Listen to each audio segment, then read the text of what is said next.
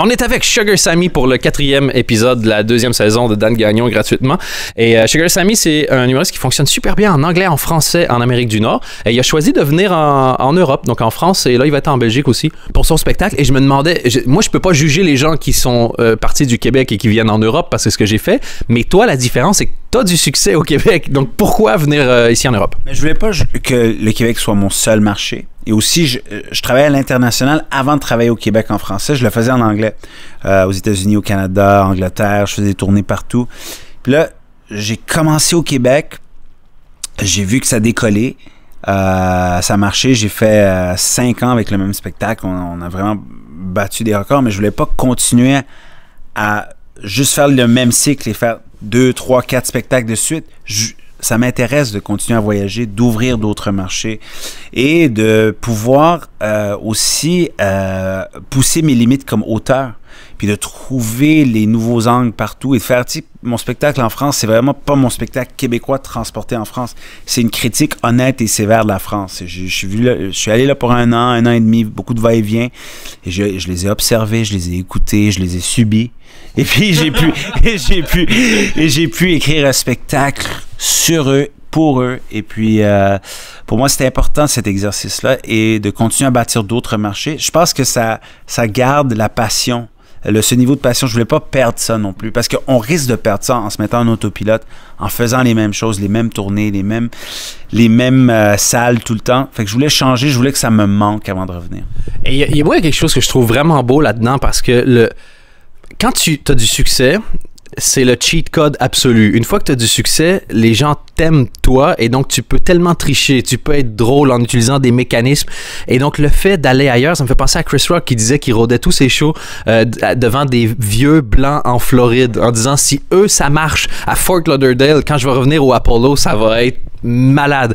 Et je voulais avoir ton opinion là-dessus. Moi, j'ai toujours pensé que les Québécois qui viennent en France et qui traduisent leur spectacle, les Français qui viennent au Québec, sont voués à l'échec, parce que les mêmes choses peuvent être drôles, mais c'est pas la même manière de parler. Non, t'as raison. Il faut vraiment écrire un nouveau spectacle. Il faut vraiment adapter, premièrement. Et après ça, se forcer à écrire autre chose et aller trouver d'autres choses qui vont parler à ce public-là. Et ça, c'est juste essai et erreur. Il faut le faire. Et t'as raison. Pour moi, le challenge avec un public parisien, moi, je trouve, c'est le public le plus dur au monde. Blasé. Blasé, ils s'en foutent, il faut que tu les impressionnes. Le public parisien, je trouve, c'est... Et puis moi, j'ai fait des publics partout, c'est plus difficile. J'ai fait l'Arabie Saoudite, et c'est plus dur à Paris. OK? Juste te dire, à Paris, ils ont des demandes, là, ils veulent que ça soit, ils ont des expectations, ils veulent que ça atteigne un niveau. Moi, quelqu'un me disait, explique-moi Paris. J'ai dit, faire un spectacle à Paris, c'est comme faire un corpo au Québec. Un show corporatif. Puis faire un corpo à Paris, c'est comme être kidnappé par l'État islamique. T'as déjà fait un corpo en Europe?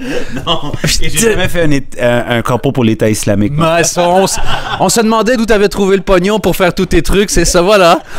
En fait, t'es comme le PSG, quoi. Maintenant, c'est le Qatar qui te possède. Exact. Non, mais c'est tellement un public difficile que je trouve que quand je faisais des spectacles à Paris, puis il fallait que j'écrive avec précision, que ça soit tellement efficace à chaque seconde, puis même l'impro, il fallait que ça soit intelligent puis efficace, que quand je retournais au Québec, puis j'avais écrit tout ce matériel-là, puis je revenais au Québec, la salle explosait. C'était comme « Wow! » Je me suis dit « Ouais, ça m'a manqué. » Je l'ai eu facile pendant 4 ans.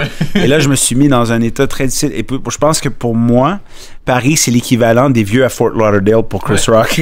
Ouais, non, parfait. Effectivement, ça marche. C'est comme s'entraîner au basket avec des poids aux chevilles. Les Parisiens sont les poids aux chevilles de la comédie. Là. Et le pire, c'est la différence avec un Parisien. Le Parisien se valorise dans le fait de détester quelque chose parce que ça lui donne l'impression d'être plus intelligent que ce qu'il voit. Quoi. Et c'est juste ça. C'est la différence entre quelqu'un qui... Et au Québec, il y a ce côté-là où les gens, ils sont contents d'aller au spectacle et il faut que tu les déçoives. Alors qu'en France, il faut que tu les impressionnes et ça change vraiment tout. Et c'est quoi l'objectif pour toi dans l'absolu? Parce que tu cherches à t'améliorer, chercher. Est-ce que c'est juste le pur plaisir de la recherche comique ou tu voudrais faire comme, justement, pour reprendre Chris Rock, un show sur 4 continents différents et avoir un spécial avec Kevin Hart, remplir des arénas? C'est quoi l'objectif? Est-ce qu'il y en a un déjà? Je pense, pour moi, c'est pas le côté gloire de l'affaire, c'est pas le côté publicité. Pour moi, ça a toujours été le côté artistique. C'est la recherche. C'est d'aller faire quelque chose de nouveau. D'être meilleur que je l'étais l'année dernière. C'est toujours ça. Il n'y a aucun meilleur et pire feeling que de regarder sa captation d'il y a 1 an, 2 ans, puis dire c'était de la merde comparé à ce que je fais aujourd'hui.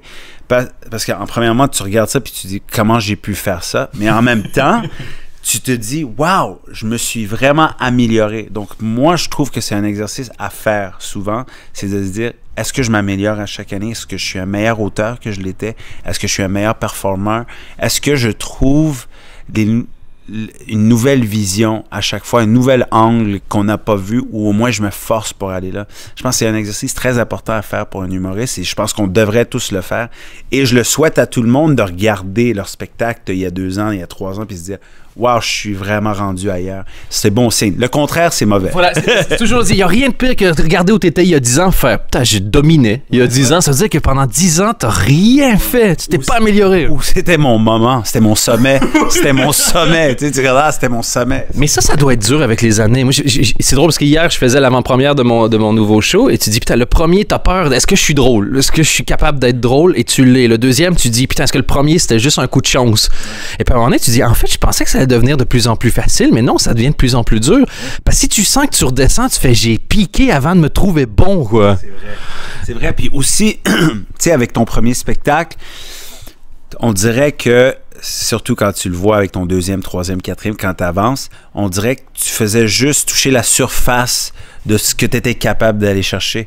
Et le plus que tu avances, le plus que tu t'écris en profondeur. Et le danger là-dedans aussi, des fois, c'est que c'est tellement profond et pointu que c'est plus identifiable pour le public. Alors, c'est plus lisible. Il faut faire attention à ça aussi. Il faut quand même que ça reste grand public. C'est quelqu'un, je compare ça à quelqu'un qui est un bon artiste pop. Il faut que ça soit ça. Il faut que ça soit genre un bon artiste pop qui évolue à chaque fois, mais qui est capable d'aller toucher tout le monde. Parce que quand tu commences avec le pop, là, tu finis dans le jazz, tu vas perdre du public. Tu sais ce que je veux dire? Et il y a c'est là que moi, il y a des gens que j'admire comme Beyoncé. C'est pas du tout mon trip, mais quand tu écoutes ses albums aujourd'hui versus les tout premiers des Destiny's Child où c'était simple, c'était 1, 2, 3, 4, c'était simple. Aujourd'hui, elle a des sonorités hyper complexes et elle a réussi à amener tout le monde. Pour moi, c'est le but ultime de l'art d'avoir réussi à choper tout le monde avec quelque chose de, on va pas dire facile, mais lisible, et d'amener le monde ailleurs. Et justement, comment toi t'amènes le monde? Au Québec, maintenant, t'es connu, c'est un nouveau show, tu vas faire Tout le monde en parle, tu vas faire une série d'émissions, les gens vont être au courant, ils vont avoir ta grosse face sur des panneaux un peu partout. Mais là, tu débarques en Belgique et personne sait t'es qui. Tu te fies à quoi? Est-ce que tu te dis, merde, il faut que je me fasse reconnaître et refaire médiatiquement, ou tu dis, fuck it, ça va être le bouche à oreille? Comment tu l'envisages? C'est là que toi, tu rentres dans le portrait. Je voulais t'en parler. Je voulais t'en parler, Dan. Je voulais absolument te rencontrer. C'est ça. Fuck story. Ouais. You're gonna love it. Non, pour moi, c'est... écoute... J'ai plus le late show, je suis désolé. Tu veux qu'on arrête l'interview? Non, pour moi, sans blague, je voulais le faire comme j'ai fait au Canada avant que ça soit super grand public. La façon que je l'ai bâti, c'était vraiment bouche à oreille. C'est les gens qui venaient au spectacle, la première vague qui en parlait, puis ça crée une 2e, une 3e, une 4e. Et plus tard, le grand budget de marketing est rentré. Et quand c'est rentré, il y avait déjà... tout était prêt à exploser. Tout était prêt à exploser. C'est comme on dit, le tipping point allait toucher à n'importe quand.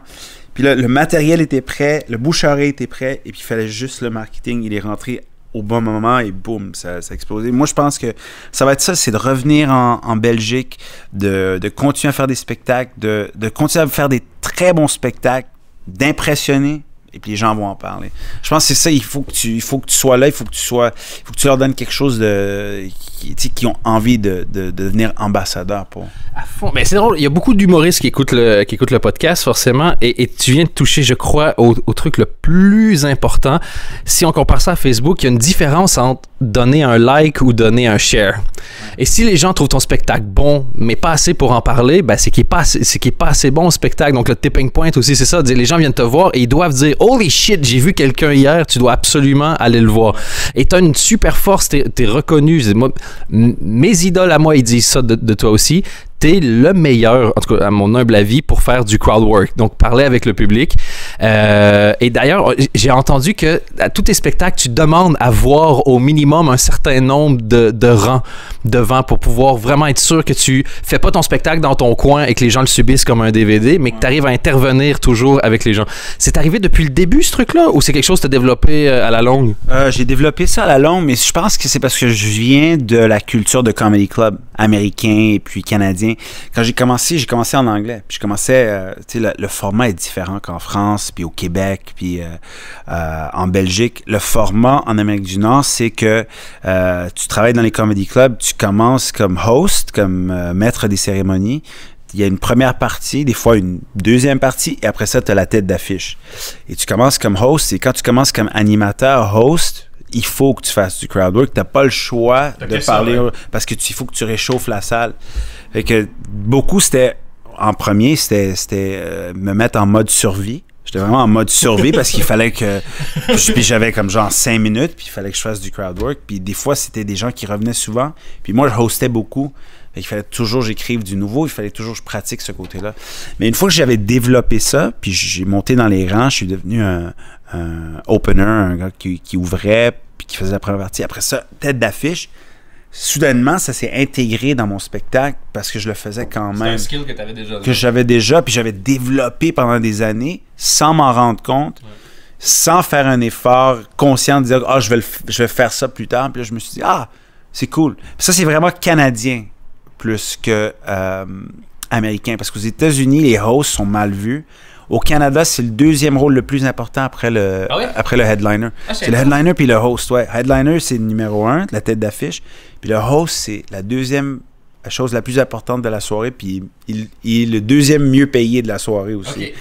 Fait que ça devient quelque chose qui est valorisé. Puis quand ça devient valorisé, ben, tu commences à avoir les skills pour... Je veux juste qu'on reparle un tout petit peu de ta carrière aussi. Quelle est la chose dont tu es le plus fier? La chose dont je suis le plus fier... Et prends ton temps pour répondre. C'est pas une question normale, donc je sais que t'as pas le truc tout prêt, normalement. En disant, ah, mais ça, en 1989... Moi, je pense que c'est l'ensemble de comment je me comporte. Je mets les fans en premier. Je pense que c'est ça que je suis le plus fier, c'est que j'ai toujours gardé ça, peu importe où j'étais dans ma carrière. J'ai jamais fait de compromis de dire « Ah, je vais faire ça parce que ça va être un chèque de paye très vite et puis je vais m'en... » Ça a toujours été « Est-ce que l'expérience fan est bonne? Est-ce que c'est bon pour eux? » Puisque j'ai gardé ça, j'ai pu me bâtir un fanbase tranquillement qui est devenu très loyal, qui est devenu très fidèle à ce que je fais parce qu'ils savent qu'à chaque fois qu'ils viennent, ils sont valorisés. Je charge pas énormément pour mes billets, c'est vraiment bien pricé, bien le prix, c'est étudié, c'est bien, c'est abordable, mais quand même bien chic là, c'est dans les bons ranges pour qu'on puisse quand même rouler une business, mais en même temps ça n'a jamais été « Ah, je vais faire ça juste parce que... » C'est toujours... Que je peux, hein. Ouais. C'est toujours de dire non jusqu'à temps que c'est le bon moment de dire oui. Et je pense que ça c'est important. La patience, quand tu fais ce métier-là, c'est le truc le plus difficile. Et tu le vois souvent, ceux qui commencent le premier sketch qu'ils font, ils ont envie de le mettre sur Internet. Ouais. Et t'en dis « Non! » Il y a aucun avantage à le faire à part genre flatter ton ego 5 secondes, 3/4. Ouais. Ou même de dire Ah, je vais faire cette émission-là parce que si quelqu'un me voit, il y a 3 millions de gens qui vont le voir. Ah ben là, ça va me lancer. Tu sais, ça peut être la mauvaise émission. Là, t'es pris avec cette image-là pour le reste de ta carrière parce que t'as fait ça, t'as trouvé peut-être que c'était le chemin vite pour se rendre à la gloire. Moi, je pense qu'il faut toujours bâtir son métier, puis bâtir son fanbase, une personne à la fois, de les rendre contents, satisfaits, travailler, et vraiment travailler, vraiment dire, OK, je donne mon meilleur. Et j'ai vraiment fait en sorte que chaque spectateur qui vient à mon spectacle va partir de là en disant, wow, je viens de voir quelque chose qui a été vraiment bien fait. Ouais. Et puis, j'ai hâte de le revoir. J'ai hâte de le revoir, puis ils vont revenir. Mais si tu dis, je fais ça vite, et puis ça va être boum, j'ai un chèque, j'ai même pas préparé un numéro et je vais aller faire un festival, oublie. Tu vas perdre tout le monde qui était dans la salle ce soir-là, tu les reverras jamais à ton spectacle. Surtout que en théorie, quand c'est un gros chèque de paye, t'es avec les meilleurs. Et si t'es avec les meilleurs et que toi, t'es pas prêt, ben tu vas paraître vraiment, vraiment mal. Tu te souviens du plus gros chèque de paye que t'as refusé? Je m'en fous du prix, mais juste le... Et t'es pas obligé de nommer les gens non plus, mais juste la situation et le processus mental. Ouais, ça arrive souvent. Ça arrive...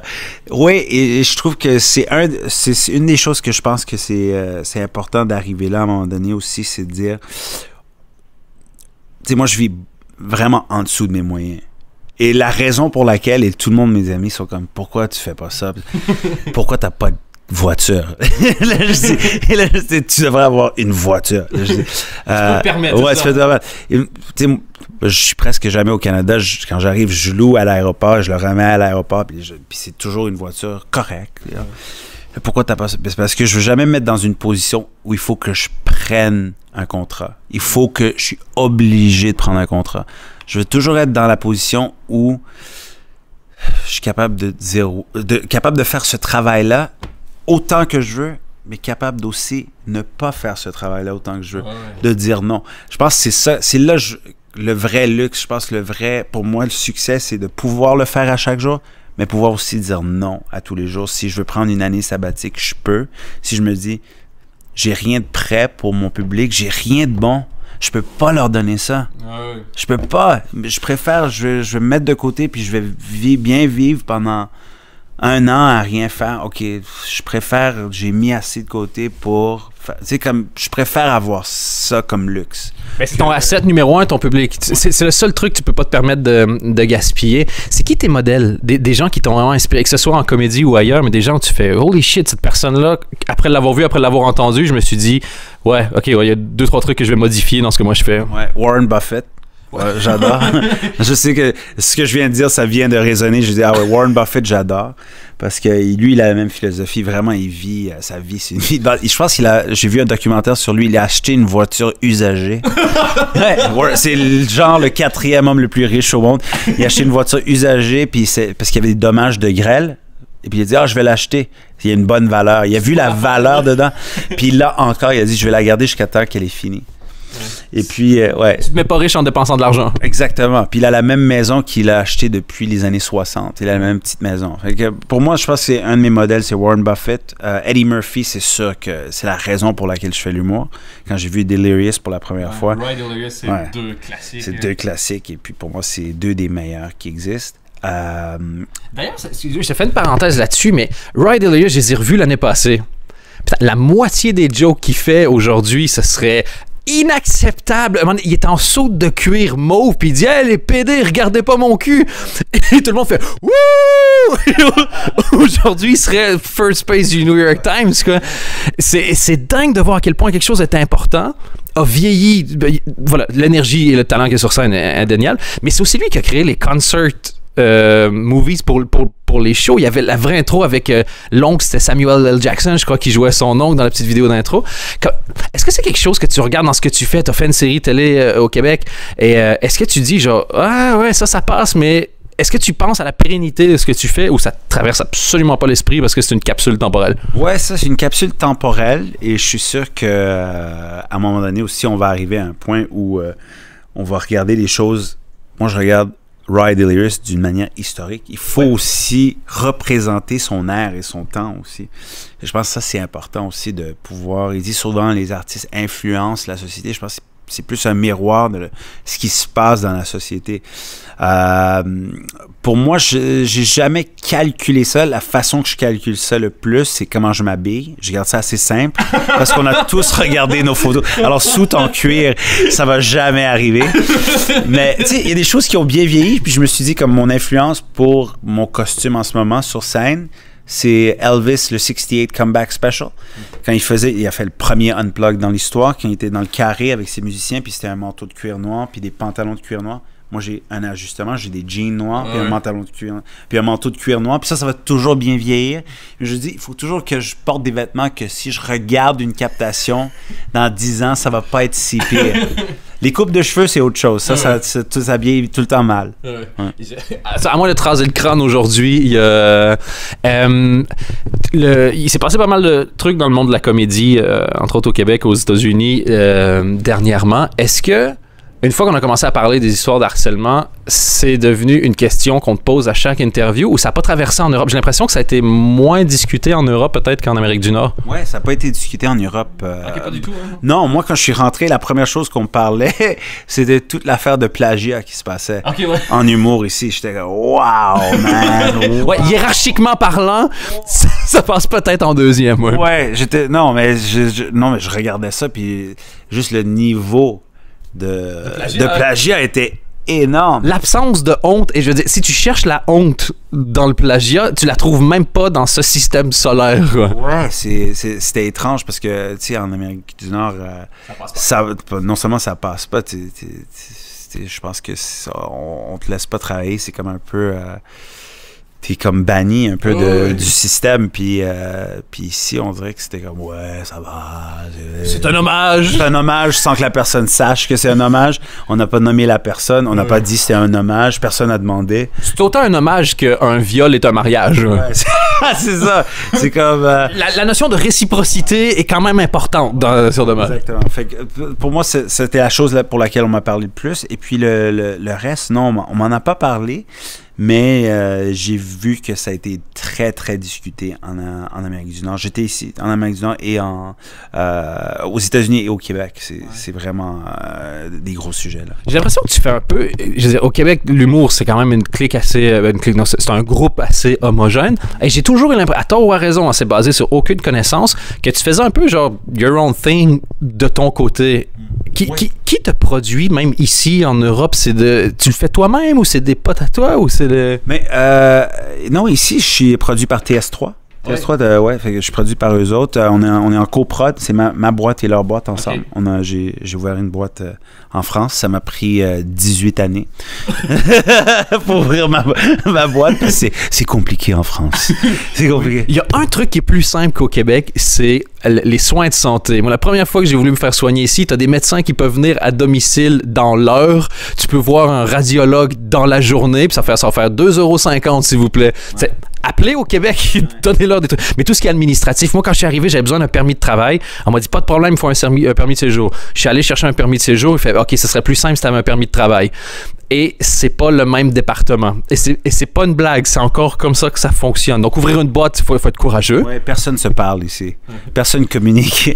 Mais c'est vrai qu'ici, en urgence, ils sont présents. Quand tu as une urgence, ils sont là. Mais jusqu'à temps que l'urgence arrive, oublie. En France. Non, mais en France, c'est TS3 qui ont des super. Ils ont Foresti, Mylène Farmer. Ils font la musique et l'humour et plein d'autres activités. Ils ont, je pense qu'ils font le show de Jean-Paul Gaultier l'année prochaine. Ah oui. Ouais. C'est pas du stand-up, Jean-Paul Gaultier. Stand-up, ça, je serais impressionné. J'irais voir. Ouais, j'irais voir, c'est ça. Ils font qui d'autre? Kian Kojandi, ils ont Baptiste Le Caplin. Ils ont une grande écurie, une très bonne écurie. Et un très bon choix artistique aussi, parce que quand tu regardes, ça a été au Québec, on regardait, et aux États-Unis aussi, un peu de haut les humoristes français pendant un temps qui faisaient du stand-up, mais quand tu regardes les entre guillemets nouveaux, mais c'est des gens qui font ça depuis 10 ans, il y a un niveau qui est super intéressant avec ceux que tu as nommés, entre autres. Hein. Oui. Et même, je trouve en France, la nouvelle génération est impressionnante impressionnante. Je pense pas que c'est l'humour d'il y a 15 ans, il y a 10 ans. C'est vraiment des gens, tu vois, c'est des travaillants. Ils ont leur point de vue original. Ils ont des blagues originales. Oui, et déjà ça, c'est une révolution. Déjà ça, révolution. La plupart, il y en a encore. Mais écoute, en même temps, au Québec, j'ai produit le show bilingue moi-même et j'ai coproduit le show. Et le show français, c'était produit par Evenco. Okay. Mais t'as raison, je suis comme un peu un outsider au Québec aussi. T'aimes ça? J'aime ça parce que en même temps, je me différencie, je me démarque. C'est un peu dans les marges, mais c'est devenu mainstream. C'était un humour qui était supposé d'être marginal et tout le monde, quand j'ai commencé mon spectacle, quand je le rodais, quand ils sont venus le voir, qu'ils sont venus à la première, ils ont dit « Ouais, c'est très marginal, c'est quelque chose qu'on peut... » C'est pas grand public. Puis c'était le premier one-man show le plus vendu dans l'histoire du Québec.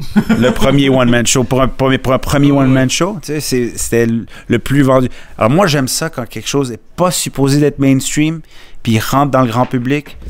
Je trouve que c'est là, je trouve que c'est artistiquement parlant, je trouve tu sais que t'as été intègre. Oui, t'as fait quelque chose de différent. Je sais que tu dois filer, donc je vais quand même juste qu'on glisse un mot sur tes shows en Belgique parce que ça serait con.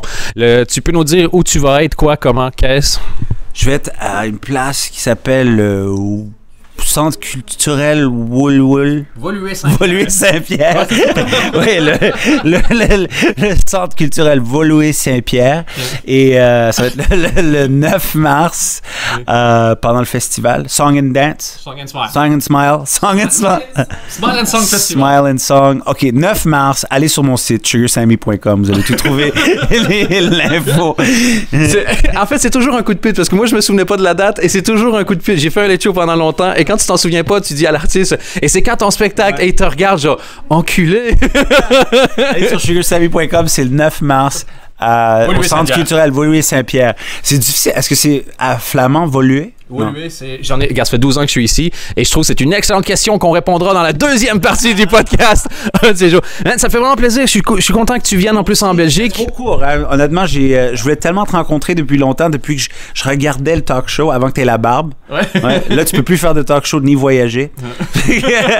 Là, quand je regardais le talk show, puis je voulais vraiment te rencontrer, puis ça fait plaisir, puis bravo, puis on regardait ça du Québec. Ça me touche parce que quand tu parles d'outsider, moi je me suis toujours senti aussi un outsider forcément par rapport au Québec. Donc quand Eminem il disait j'ai pas fait de la musique pour avoir des fans, j'ai fait de la musique parce que je voulais que les gens que j'aime bien aiment bien ce que je fais. J'espérais qu'un jour Jay-Z entende de la musique. Donc moi j'ai grandi en voulant devenir un rockstar et rockstar au Québec c'est humoriste.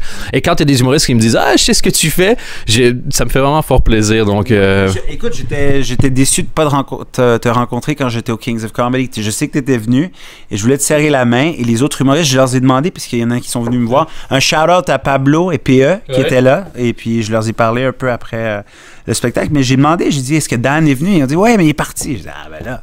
Ouais, là, je suis désolé. Je pars toujours du principe que personne sait je suis qui et quand c'est fini, moi je me casse. Là, il faut absolument que tu te casses d'ailleurs apparemment, mais tu sais quoi, faisons la deuxième partie quand tu viens jouer. Oui, ça va être bon. Écoute, comme j'ai dit, moi, je voulais te raconter, moi à chaque ville je repère tout le temps le premier Québécois que je peux connaître pour au moins avoir du backup. S'il y a une merde, au moins c'est le numéro d'urgence. C'est ta définition de l'ambassade, quoi. Ouais, exact. Parfait. Un tout grand merci que ça se passe bien le 9 mars. Merci à toi. Bye bye.